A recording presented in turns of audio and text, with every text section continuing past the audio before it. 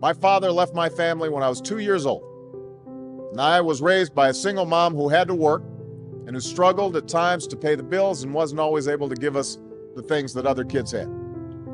There were times when I missed having a father in my life. There were times when I was lonely and I felt like I didn't fit in.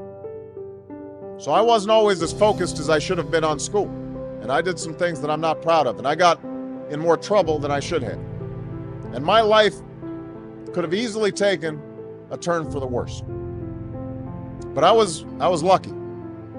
I got a lot of second chances, and I had the opportunity to go to college and law school and follow my dreams. My wife, our First Lady, Michelle Obama, she has a similar story. Neither of her parents had gone to college, and they didn't have a lot of money. But they worked hard, and she worked hard so that she could go to the best schools in this country. Some of you might not have those advantages. Maybe you don't have adults in your life who give you the support that you need.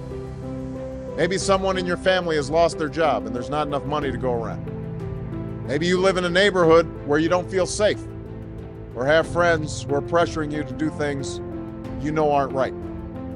Where you are right now doesn't have to determine where you'll end up. No one's written your destiny for you, because here in America, you write your own destiny. You make your own future. That's why today I'm calling on each of you to set your own goals for your education and do everything you can to meet them. But whatever you resolve to do, I want you to commit to it. I want you to really work at it. I know that sometimes you get that sense from TV that you can be rich and successful without any hard work, that your ticket to success is through rapping or basketball or being a reality TV star. Chances are you're not going to be any of those things. The truth is, being successful is hard.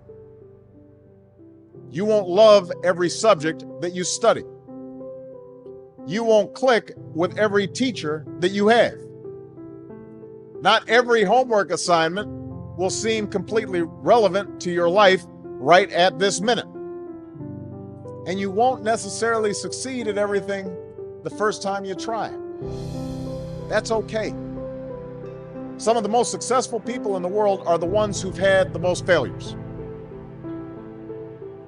J.K. Rowling, who wrote Harry Potter, her first Harry Potter book was rejected 12 times before it was finally published. Michael Jordan was cut from his high school basketball team. He lost hundreds of games and missed thousands of shots during his career, but he once said, "I have failed over and over and over again in my life, and that's why I succeed." These people succeeded because they understood that you can't let your failures define you. You have to let your failures teach you. You have to let them show you what to do differently the next time. So if you get into trouble, that doesn't mean you're a troublemaker. It means you need to try harder to act right. If you get a bad grade, that doesn't mean you're stupid. It just means you need to spend more time studying. No one's born being good at all things. You become good at things through hard work. You're not a varsity athlete the first time you play a new sport. You don't hit every note the first time you sing a song. You've got to practice.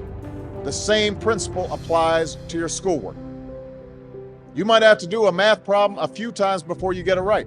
You might have to read something a few times before you understand it. You definitely have to do a few drafts of a paper before it's good enough to hand in. Don't be afraid to ask questions. Don't be afraid to ask for help when you need it. I do that every day. Asking for help isn't a sign of weakness, it's a sign of strength, because it shows you have the courage to admit when you don't know something, and that then allows you to learn something new.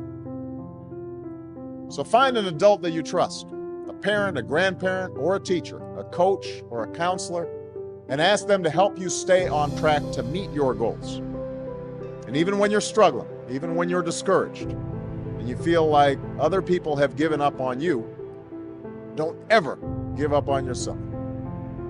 Because when you give up on yourself, you give up on your country. The story of America isn't about people who quit when things got tough. It's about people who kept going, who tried harder, who loved their country too much to do anything less than their best. Failure, it's terrible, but necessary. If you are going to try something hard, if you're putting yourself out there in some way, there are going to be times where you screw up or you don't succeed. And I think that the most important thing is to learn from those failures and to have a sense of resilience and be able to examine what is it that I did not succeed at, why didn't I succeed, and what do I need to do better. When I talk to young people, I always tell them, worry less about what you want to be and worry more about what you want to do. We know that too many young men in our community continue to make bad choices. And I have to say, growing up, I made quite a few myself. Sometimes I wrote off my own failings as just as another example of the world trying to keep a black man down. I had a tendency sometimes to make excuses for me not doing the right thing. But one of the things that all of you have learned over the last 4 years is there's no longer any room for excuses. Excuses are tools of the incompetent used to build bridges to nowhere and monuments of nothingness. Well, we've got no time for excuses. You have to remember that whatever you've gone through, it pales in comparison to the hardships previous generations endured, and they overcame them. And if they overcame them, you can overcome them too. Spirit of excellence and hard work and dedication and no excuses is needed now more than ever. If you think you can just get over in this economy just because you have a Morehouse degree, you're in for a rude awakening. But if you stay hungry, if you keep hustling, if you keep on your grind and get other folks to do the same, nobody can stop you. And when I talk about pursuing excellence and setting an example, I'm not just talking about in your professional life. Be the best husband to your wife. Be the best father you can be to your children. Because nothing's more important. I was raised by a heroic single mom, wonderful grandparents, made incredible sacrifices for me. And I know there are moms and grandparents here today who did the same thing for all of you. But I sure wish I had had a father who was not only present, but involved. Didn't know my dad. And so my whole life, I've tried to be for Michelle and my girls what my father was not for my mother and me. I want to break that cycle where a father's not at home, where a father's not helping to raise that son or daughter. I want to be a better father, a better husband, a better man. It's hard work that demands your constant attention and frequent sacrifice. And I promise you, Michelle will tell you I'm not perfect. She's got a long list of my imperfections. Even now, I'm still practicing, I'm still learning, still getting corrected in terms of how to be a fine husband and a good father. But I will tell you this, everything else is unfulfilled if we fail at family, if we fail at that responsibility. I know that when I am on my deathbed someday, I will not be thinking about any particular legislation I passed. I will not be thinking about a policy I promoted. I will not be thinking about the speech I gave. I will not be thinking about the Nobel Prize I received. I will be thinking about that walk I took with my daughters. I'll be thinking about a lazy afternoon with my wife.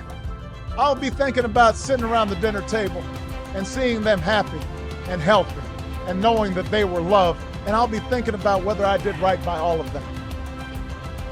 So be a good role model. Set a good example for that young brother coming up.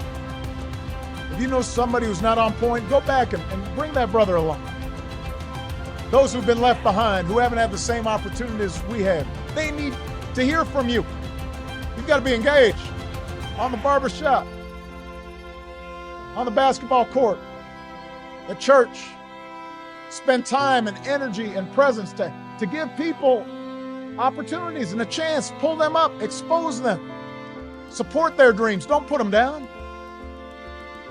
We've got to teach them just like what we have to learn, what it means to be a man. It's up to you to widen your circle of concern.